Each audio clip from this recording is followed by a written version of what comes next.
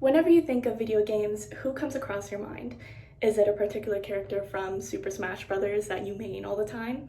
Or maybe a favorite personality in distinction to another specific game? We all have at least a little experience when it comes to video games, whether that's being a complete gaming nerd or casually joining your friends for a quick round here and there.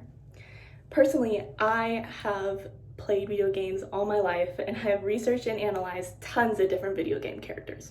However, who I want to discuss today is a real person that is responsible for the very upbringing of video games themselves. Gerald Larson was the single video game engineer that brought interchangeable video games into people's homes with the invention of the precursor to modern video game systems we see today.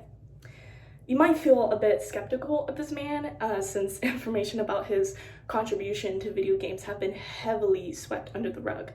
However, I can say with pure confidence that without this man and his ingenious invention, video games as we know it would cease to exist presently.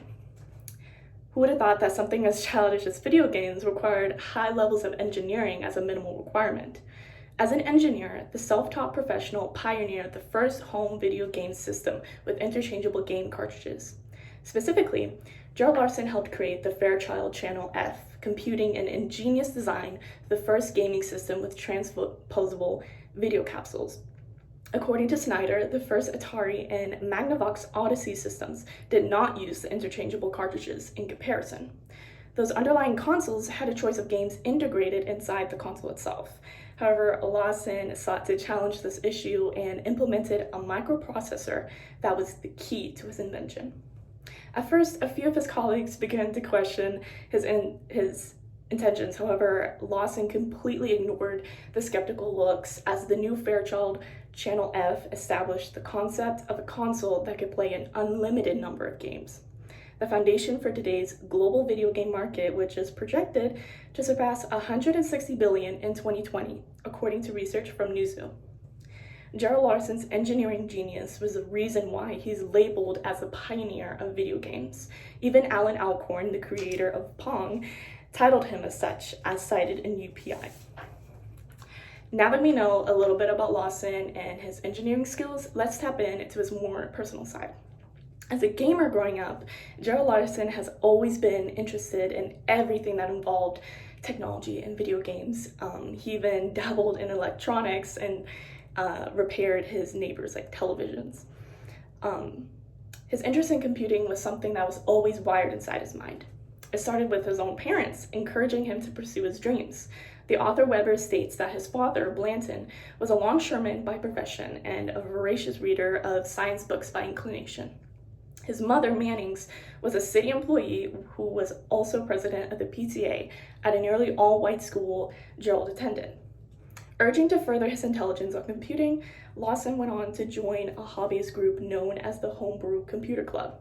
Two of its other members were the founders of Apple, Steve Jobs and Steve Wozniak, but Lawson was the only Black member at the time. Even though it was hard growing up Black, surrounded by majority white folk, Lawson gained a lot of inspiration from a Black scientist named George Washington Carver.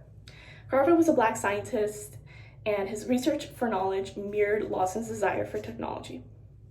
It should be known that a person who has been influenced has just as much potential to become the influencer themselves. As a leader, Gerald Lawson has paved the way for newly developed systems to shine.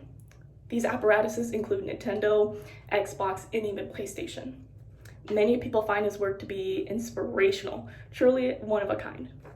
David Earnhardt, an electrical engineer who knew Lawson, said he was very straightforward with no pretense. He also stated that he was a great teacher, as cited in McClellan's article.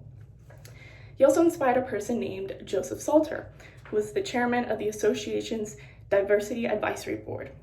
According to McClellan, he commented on Lawson's character and revealed that his contribution to the industry was so immense that it brought tears to his eyes, due to the fact that he was never really recognized for his contribution to the industry.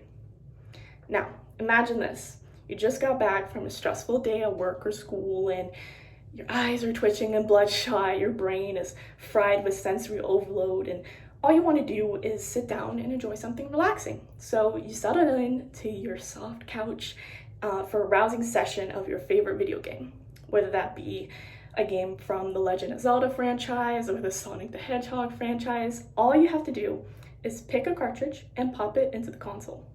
All of that is accessible because of Gerald Larson and his amazing engineering.